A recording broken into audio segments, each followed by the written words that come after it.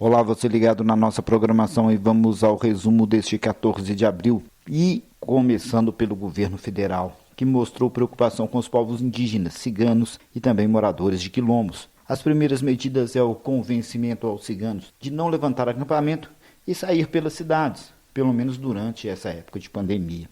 O problema é que essa é a principal característica deste povo. As aldeias indígenas são cortadas por rodovias, os rios indígenas recebem embarcações e o povo não tem nenhuma resistência bacteriana ou viral. Já estão proibidas as visitas às aldeias, mas os rituais, como o sepultamento, por exemplo, aconteceu daquele garoto Yanomami, é necessário ter diálogo entre esses povos, sua cultura e o modo de vida, como falou a ministra Damares. Já estava conversando com os acampamentos ciganos. Uma das orientações, os acampamentos não se movimentarem. Outra recomendação, os acampamentos não receberem visitas neste período de enfrentamento. Então, a suspensão de acesso às áreas e às comunidades de povos tradicionais, essas recomendações estão vindo desde o final de março, com atos normativos, conscientização, vídeos, áudios nas suas línguas, das suas formas. Desde o final de janeiro já havia toda uma preparação. Distribuição de material em 274 línguas indígenas em todos os distritos da FUNAI. Falar com os povos indígenas sobre coronavírus requer todo um cuidado, requer toda uma atenção especial. Nós temos que entender as especificidades de cada povo. Deixa eu dar um exemplo para os senhores entenderem. Nós tivemos um óbito em Roraima de um menino da etnia Yanomami, um jovem de 16 anos. Este menino faleceu.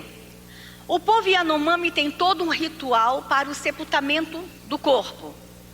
Eles fazem o ritual, eles dançam, eles manipulam o corpo e depois eles queimam e eles usam as cinzas. Como comunicar essa comunidade agora? Olha os desafios.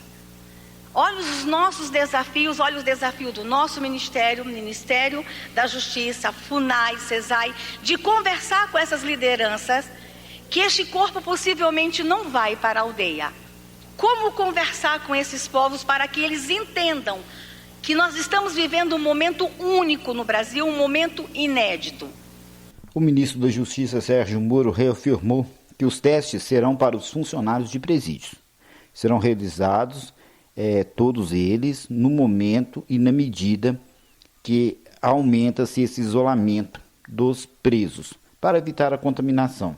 Ainda citou queda em outros eventos sociais, como conquista do isolamento social. Acidentes, tá? Menos 28%. Isso nós estamos falando de comparação entre 11 de março a 12 de abril desse ano, com o mesmo período do ano anterior, tá? Que é o período aqui selecionado pela Polícia Rodoviária Federal. Menos 28% de acidentes, menos 23% de acidentes graves, menos 30% de pessoas feridas, menos 7% de óbitos, menos 19% de roubo de cargas e menos 49% de roubo a ônibus.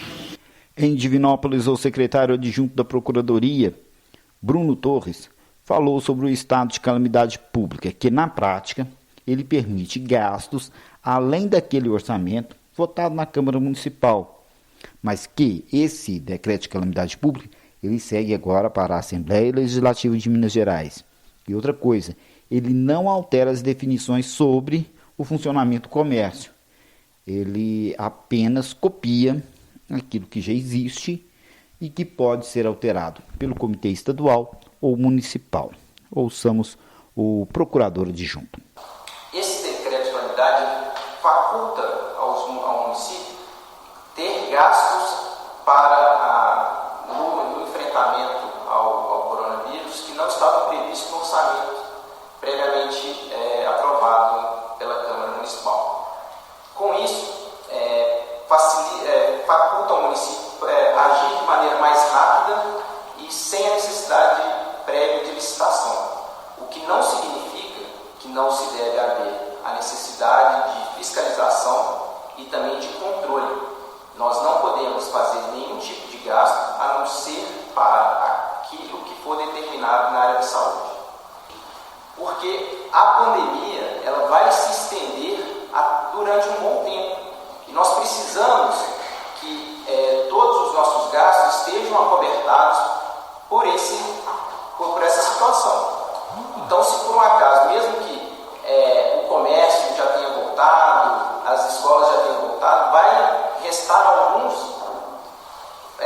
alguns trabalhos que nós vamos precisar fazer e de maneira emergencial, de maneira rápida, que às vezes não vai haver tempo hábil para um processo de licitação. É uma situação grave e que o município está ciente disso. O município não é contra os comerciantes, contra os empresários.